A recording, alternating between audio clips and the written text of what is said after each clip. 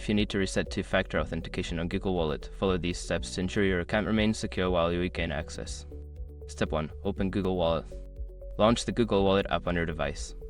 Make sure you are logged in with the account for which you want to reset the two-factor authentication. Step 2. Access security settings. Navigate to the settings menu within the app.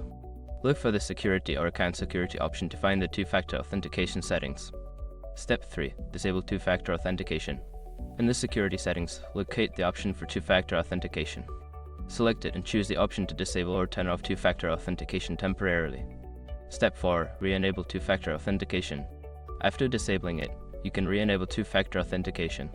Follow the prompts to set it up again, choosing your preferred method such as SMS, Authenticator app, or backup calls. Step 5. Confirm changes.